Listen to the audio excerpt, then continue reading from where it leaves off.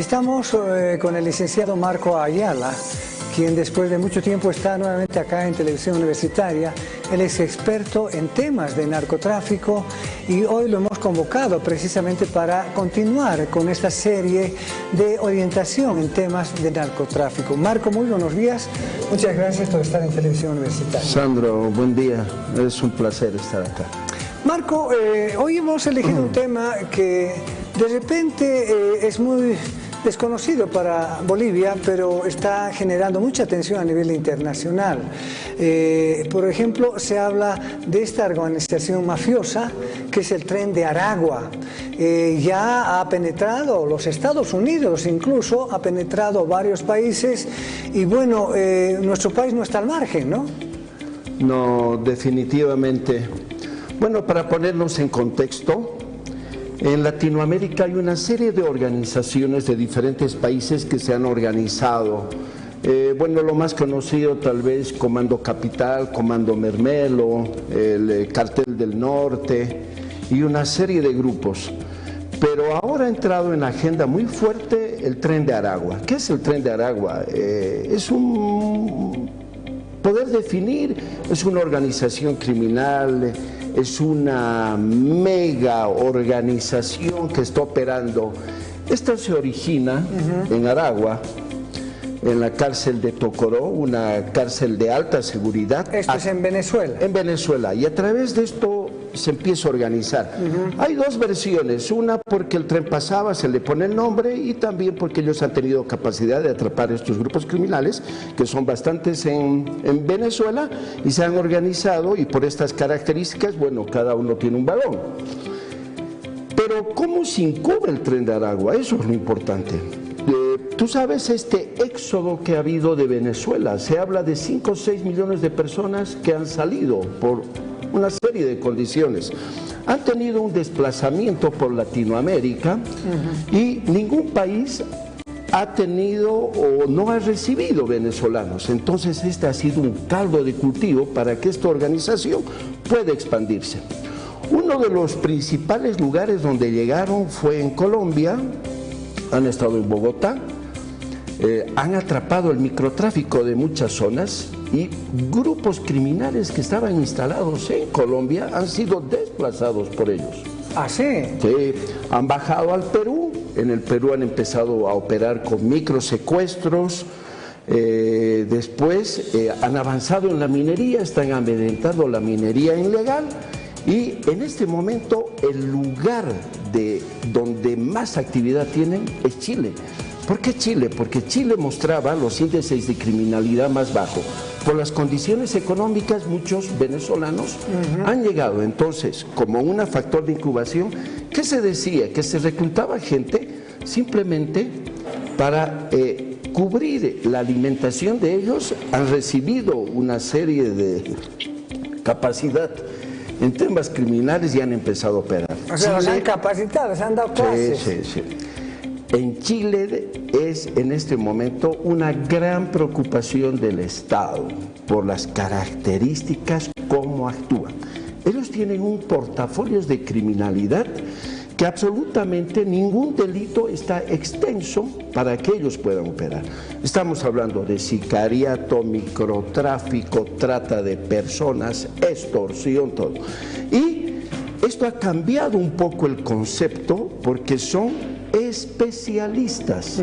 Se han caracterizado en operar totalmente diferente a los grupos tradicionales que operaban ya en ciertas zonas.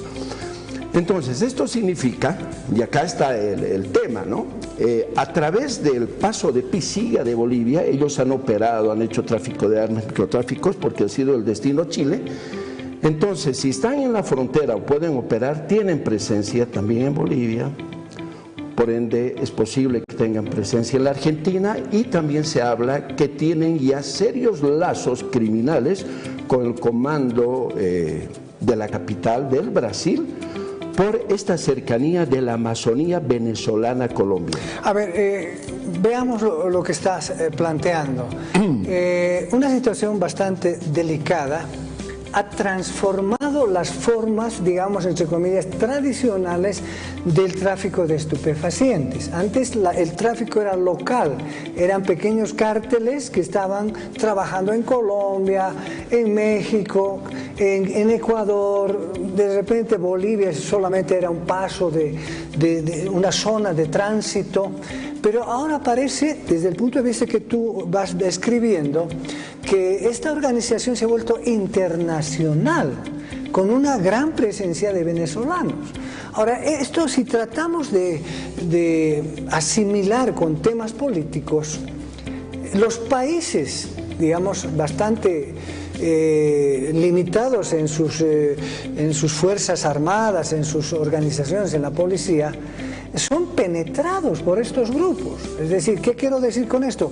Que la policía, el ejército, los responsables por llevar adelante el cuidado de que entre el narcotráfico son penetrados con harta plata. Sí, a ver, el Tren de Aragua no solamente tiene características ligadas al microtráfico. Donde ellos empiezan a operar básicamente es la trata de personas y el tema de extorsión, ¿no? Pero cuando uno entra a estos factores de criminalidad, obviamente tiende a expandirse. Es por eso que es totalmente diferente a otros grupos que están ligados al tema exclusivamente de dar protección al narcotráfico o hacer este tema de microtráfico. ¿Cómo se tipifica, por ejemplo, el Comando de la Capital o Comando Mermelo en el Brasil? El Tren de Aragua tiene otras características, como te decía, secuestro, extorsión, tomas de zona, todo. Solamente para ponerte un ejemplo, lo que llama la atención, en Lima se llegó a interceptar o copar un edificio que funcionaba como una oficina, donde cada piso tenía diferente tipo de especialidad relacionada al crimen. O sea, estos narcotraficantes claro. ¿Trabajan con saco y corbata? No. Bueno, lo que quiero decirte es básicamente de que ellos operan en diferentes ámbitos, prestan también servicios, ¿no? Pero lo que llama sí la atención de que este grupo quiere o muestra alta visibilidad. Porque los grupos normales de criminalidad, tú sabes que se esconden en la sombra. En la clandestinidad. Pero mientras ellos infunden terror, infunden miedo. Entonces, escuchar el tema del Tren de Aragua, especialmente en Chile, la gente se crespa. Entonces, se arrincona y decirte solamente esto, ¿no? Una preocupación, porque en Sudamérica se considera la policía chilena una de las mejores capacitadas. Y han empezado a retroceder ante estos grupos.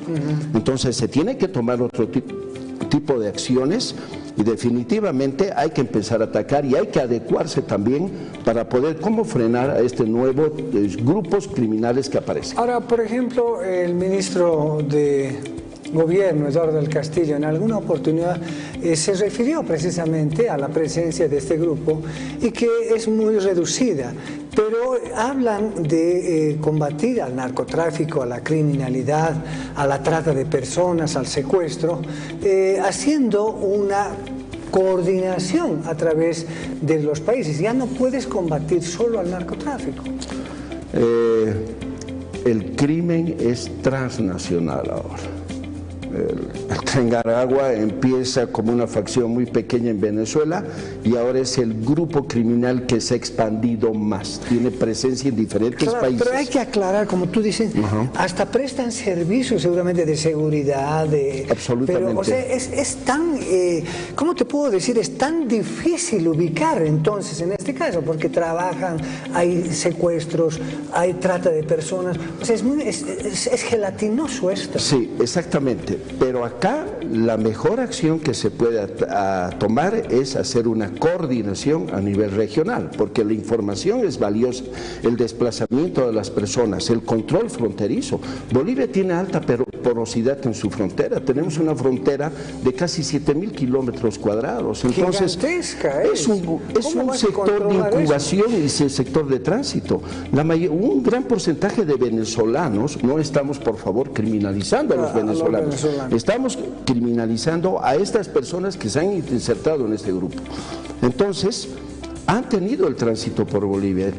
Entonces, se sabe que en sectores como Oruro, Pisiga, están operando, porque ellos tienen, por ejemplo, casas de protección para hacer trata de personas, porque las personas que vienen, o las mujeres, algunas mujeres que están vulnerados, en este caso por presiones, y se las lleva a Chile para hacer trata de personas, tienen pues lugares de paso. Y por ende Bolivia es un sector de paso vulnerable con el lado de Chile por la amplia frontera que tenemos. Ahora, en el caso de Chile tú decías que un poco la policía está retrocediendo porque se está imponiendo. Es decir, ya prácticamente, esto no quiero afirmarlo, pero ya hay pequeñas republiquetas de gente en narcotráfico, ¿no? Sí, este es un problema. En la medida que los países no tienen presencia del Estado y control territorial, se va perdiendo espacios. Entonces, estos grupos criminales aprovechan justamente esta debilidad y se instalan. También hablamos ya hace tiempo, ¿cuál es el peligro, por ejemplo, de grupos criminales que están ligados o facciones al tema de narcotráfico, como tú citas? El tema es de que cuando estos grupos se instalan, lamentablemente la población es fácil de involucrarse. Y si no te involucras, asumes una posición de retroceso y tienes temor y simplemente te adecuas a todas las presiones que te puedan originar estos grupos. Claro, pero esa es una, digamos, de alguna manera una primera fase.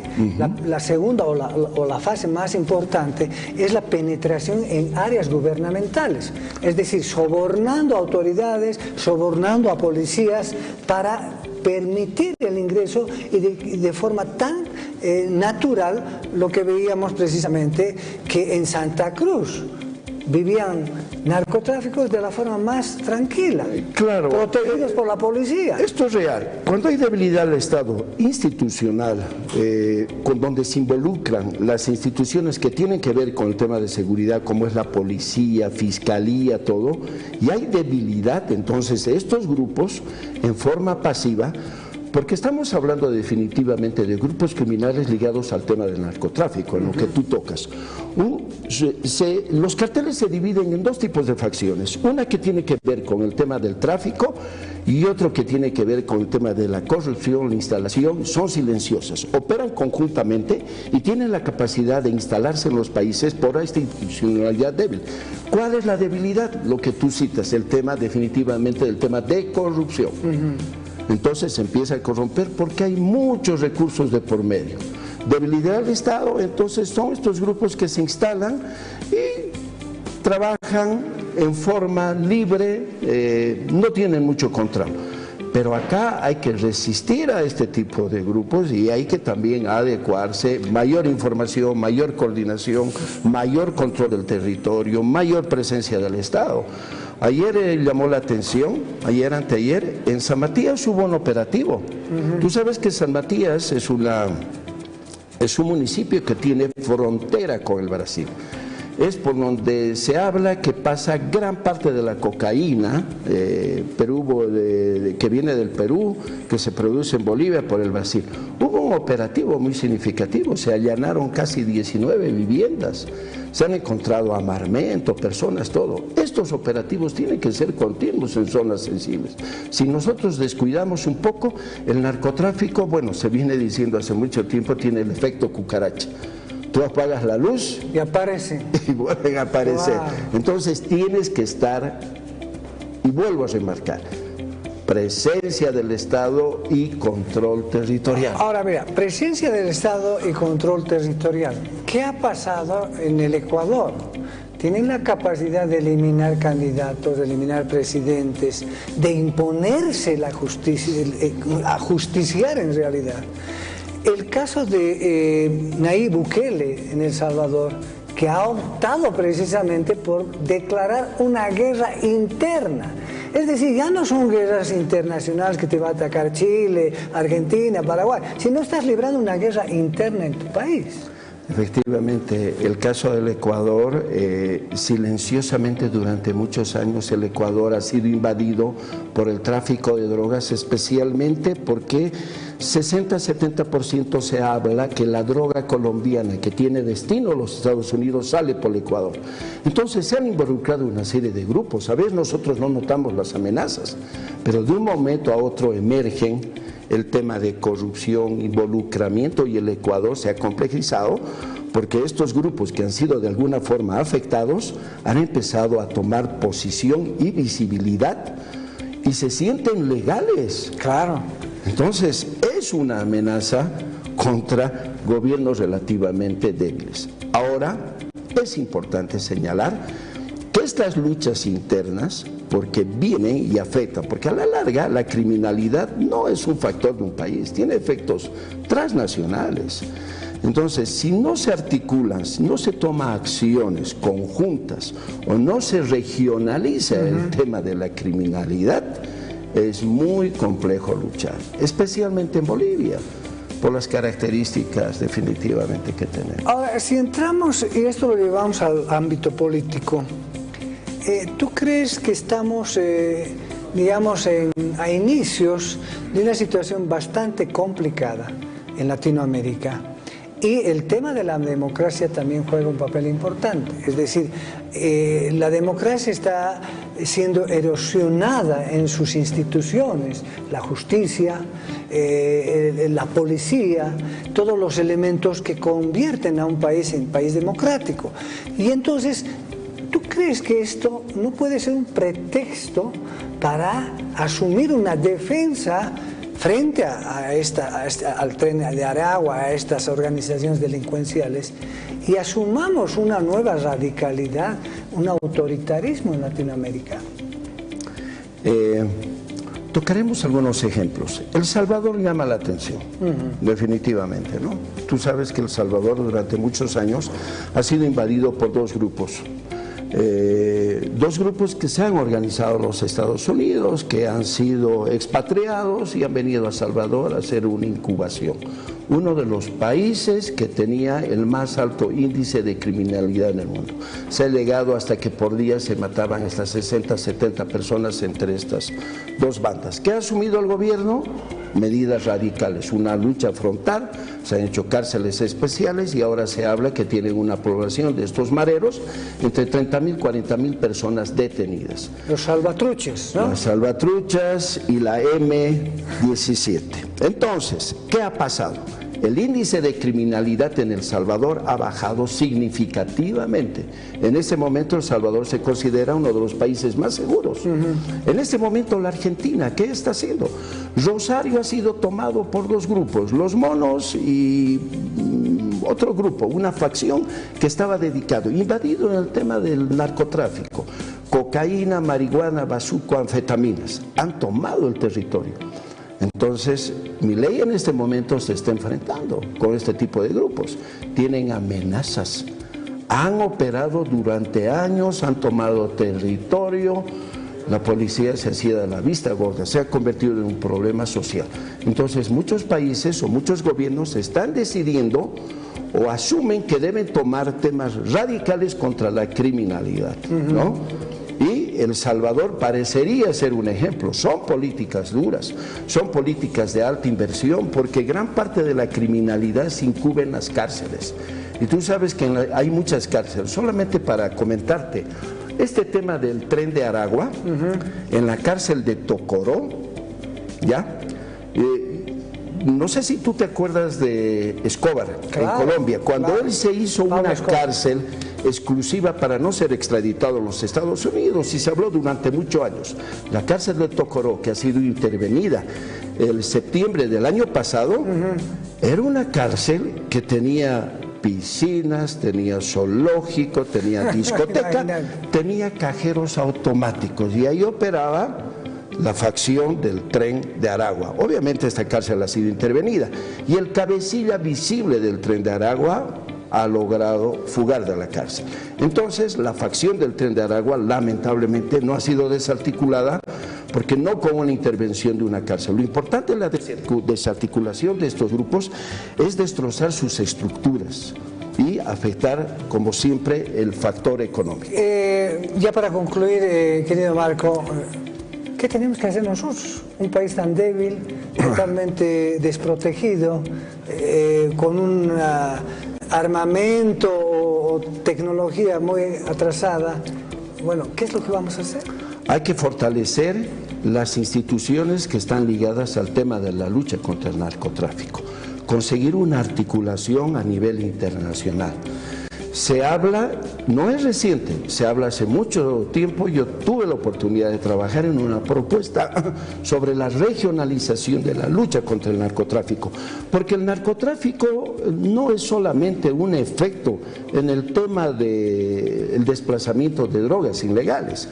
El narcotráfico ataca al tráfico de armas, la trata de personas, la invasión de otras áreas. Entonces, si no articulamos, si no tenemos capacidad, y vuelvo a remarcar, presencia del Estado y control territorial, muy complejo en un país relativamente grande, con alta porosidad, pero hay que empezar a accionar y hay que tomar acciones definitivamente determinantes para ser un contensor de estos grupos criminales y que básicamente no invadan el buen vivir de las personas. Marco Ayala, él es experto en temas de narcotráfico, es un profesional, además muy conocedor de los temas, muy didáctico además. Marco, te agradezco mucho la presencia acá en Televisión Universitaria, esa capacidad de desglosar estos temas tan difíciles, pero hacerlos más digeribles a la sociedad. Te agradezco mucho. Sandro, gracias. Bien, hemos estado con el licenciado Marco Ayala tocando el tema. Bueno, ya no es solamente el narcotráfico, sino es toda una organización de trata de personas, prostitución, delincuencia, secuestros y también narcotráfico. Vamos a continuar seguramente la próxima semana, lo vamos a invitar a Marco para otro tema así de importante. Vamos a hacer un corte y luego volvemos. Gracias, Marco.